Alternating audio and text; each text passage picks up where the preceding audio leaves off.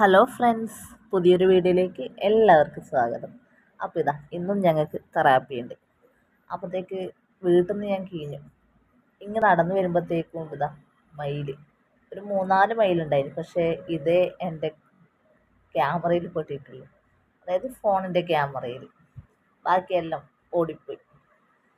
ഞാനും പൊന്നൂസും തെറാപ്പിക്ക് പോകാൻ വേണ്ടിയിട്ട് വീട്ടിൽ നിന്ന് കീഞ്ഞു. ചെറിയൊരു വെയിലൊക്കെ ഉണ്ട്, അതുകൊണ്ട് പൊന്നൂസാണെങ്കിൽ ഷോൾഡറിൻ്റെ മേലെ കിടന്നിട്ടുണ്ടായിനി. കുറേ തവണ വിളിച്ചിട്ടാണ് പിന്നെ ഒന്ന് നോക്കിയത് തന്നെ. പിന്നെ അവിടെ തന്നെ കിടന്നു. ചെറിയൊരു വെയിലെല്ലാം ഉണ്ട്, പിന്നെ തെറാപ്പി ഉള്ളതുകൊണ്ട് തന്നെ പോവാന്ന് വിചാരിച്ചു. ബസ്സിലെല്ലാം കയറി ഇരുന്നിട്ടുണ്ട്. നേരെ കണ്ണൂരിലേക്കുള്ള ബസ്സിലാണ് കയറിയത്. അപ്പം ധർമ്മശാല കഴിഞ്ഞിട്ട് അവിടുന്ന് പറശ്ശിനിക്കടവിലേക്കുള്ള ബസ്സിന് കയറും. അങ്ങനെയാണ് പോവല്. അല്ലെങ്കിൽ രാവിലെ തന്നെ ഒരു പറശ്ശിനിക്കടവ് ബസ്സുണ്ട്, അതുണ്ടെങ്കിൽ നേരെ അതിൽ കയറും. പൊന്നൂസ് നല്ല ഉറക്കമാണ് ബസ്സിൽ കയറിയ പാട്.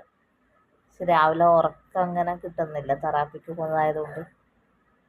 ഉറക്കെല്ലാം എഴുന്നേറ്റ് തെറാപ്പിയെല്ലാം ചെയ്ത് ഞാൻ ഭക്ഷണം കൊടുക്കുകയാണ്. ഉപ്മാവ് കൊണ്ടുപോയിട്ടുണ്ടായിനി. ഉപ്മാവും കടലക്കറിയും കൂട്ടിയിട്ട് ഞാൻ പൊന്നൂസിന് തിന്നാൻ കൊടുക്കുകയാണ്.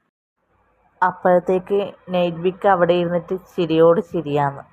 അതൊക്കെ 3-4 ഇല്ലും, അതുകൊണ്ട് തന്നെ തെറാപ്പിയൊക്കെ വേഗം കയ്യലുണ്ട്, വേഗം വിടലും ഉണ്ട് വീട്ടിലേക്ക്. 1 മണിക്കേ വിടലുണ്ട്. ഇപ്പോൾ നമ്മൾ ബസ്സിലെല്ലാം കയറി ഇരുന്ന് പോവുക. ഇപ്പം നല്ല കാറ്റുണ്ട്, അതാണ് പൊന്നൂസ് ഇങ്ങനെ ആസ്വദിച്ചിരിക്കുന്നത്. സൈഡ് സീറ്റ് ആയതുകൊണ്ട് നല്ലോണം കാറ്റ് കിട്ടുന്നുണ്ട്. അപ്പോൾ ആ കാറ്റ് കിട്ടുമ്പോൾ തന്നെ ചൂടുമില്ല, ഒരാശ്വാസമാണ്. പോകുന്ന സമയത്ത് ഞാനൊരു കുപ്പി വെള്ളം മേടിച്ചിട്ടുണ്ടായിരുന്നു. ഇനിയിപ്പം പയ്യന്നൂരിലെത്തിയിട്ട് പൊന്നൂസിന് ബിരിയാണി വാങ്ങിക്കണം.